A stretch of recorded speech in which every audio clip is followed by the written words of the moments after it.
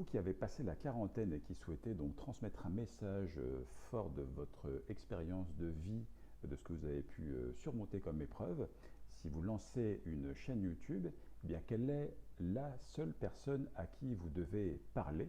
Puisque quand on se met à faire des vidéos devant son smartphone, comme je le fais actuellement, ou devant une caméra d'ordinateur, ça n'a rien de naturel, ça peut vous déstabiliser, ça peut vous mettre mal à l'aise, ça peut vous faire croire que vous perdez votre image, ça fait que vous ne maîtrisez rien, ce qui est un peu vrai. Une fois que c'est diffusé, eh bien, ça part devant tout le monde et puis voilà, on ne peut plus, on peut effacer la vidéo, mais sinon on ne sait pas ce que les autres, comment les autres vont réagir. Eh bien, il y a un conseil que je peux vous donner, qui n'est pas de moi, mais qui je pense est fort utile, c'est le fait de se concentrer pour parler à une seule personne, c'est-à-dire par exemple un ami à vous que vous conseilleriez, un client à vous que vous conseilleriez si vous êtes professionnel. En tout cas, l'idée c'est de ne parler qu'à une seule personne.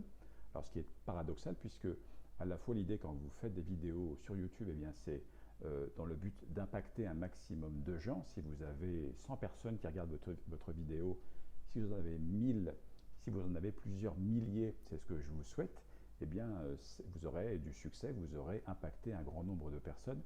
Néanmoins, ce que je suis en train de vous dire, c'est que vous devez vous adresser à une seule personne.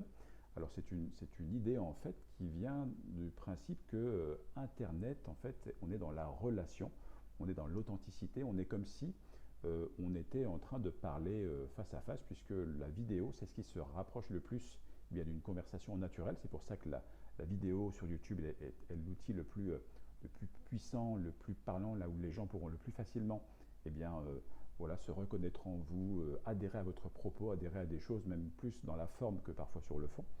Et il y a un livre notamment qui a été publié à ce sujet, un livre d'une autrice qui s'appelle Selma Paiva, qui je pense avait également plus de 40 ans quand elle a écrit ce livre. Et le titre c'est Internet est une table pour deux.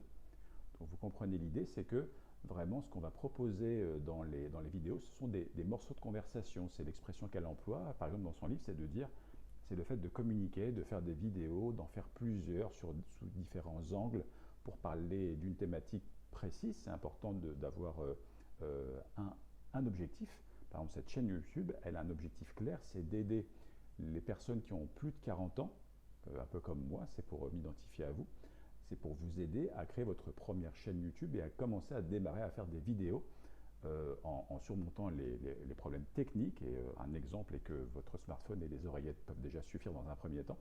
Et puis justement en vous aidant, en faisant des vidéos pour vous inspirer à faire de même. Donc ça c'est pour tout ce qui est voilà, production. Et puis l'idée, donc une chose importante, c'est d'avoir une thématique précise, non pas parler un jour de santé, et puis après d'une chose technique, et puis après d'encore un autre sujet qui n'a rien à voir avec les deux premiers.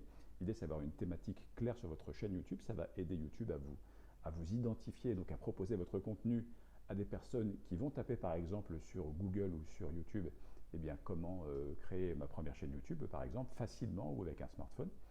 Et l'idée, c'est donc, quand vous avez une thématique, c'est de l'aborder sous plusieurs angles différents. Et c'est très facile à faire sur une thématique. Il y a énormément de choses à faire, d'angles à aborder, mais toujours en vous adressant à une seule et unique personne. Voilà, si je prends plusieurs exemples décorrélés, imaginons que vous êtes psychologue, vous souhaitez parler de la thématique de comment traverser une dépression, ou comment surmonter une dépression, ou comment voilà, sortir d'une dépression, eh bien, vous auriez intérêt, plutôt qu'à parler aux masses, eh bien, à parler à un seul patient. Vous imaginez un patient ou une patiente que vous avez en tête et vous lui parlez à elle. Vous comprenez? Si vous êtes coach sportif, eh bien, même sentence, au lieu de parler aux masses, eh bien, vous avez intérêt à vous adresser à une personne que vous avez en tête, qui vous a marqué, à qui vous aimeriez donner des conseils.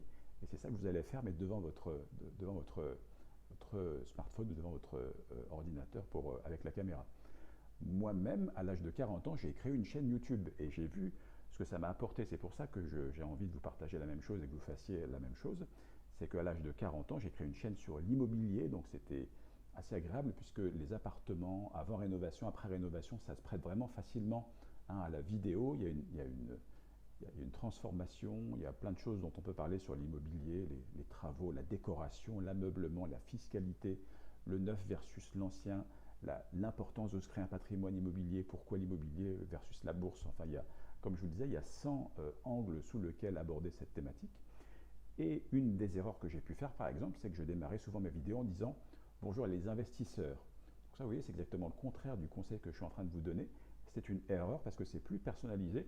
Si je me disais, voilà, je vais parler par exemple à telle personne qui s'appelle Didier, à telle personne qui s'appelle Véronique, à une personne en particulier, à qui j'essaye de répondre à une question que cette personne m'aurait posée.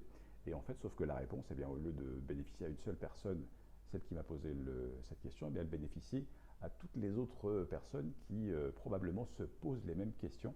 Et donc, c'est en ça que cette astuce, ce conseil, peut à la fois voilà, améliorer la qualité de la relation et des vidéos que vous allez créer, et puis aussi peut-être vous mettre à l'aise, puisque une des choses qui terrorise le plus de gens, c'est de parler en public, par exemple, de monter sur une estrade et de parler à plusieurs personnes en même temps.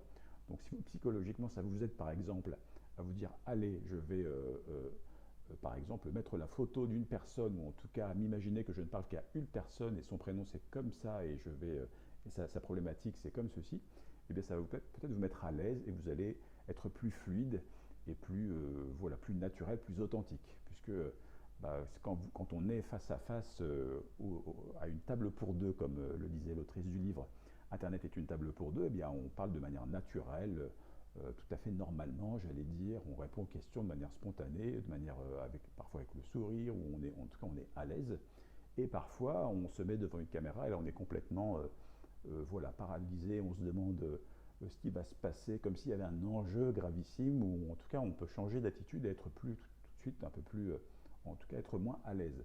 Eh bien ça peut vous aider justement à fluidifier votre première ou vos premières vidéos, que de vous imaginer que vous ne parlez qu'à une seule personne en abordant une seule thématique sur le sujet qui concerne notre chaîne YouTube. Donc voilà pour le conseil du jour. Et vous qui m'écoutez, est-ce que vous avez déjà commencé à créer votre chaîne, et est-ce que vous avez aussi commencé à publier votre première vidéo? Est-ce que ça peut vous parler, vous aider?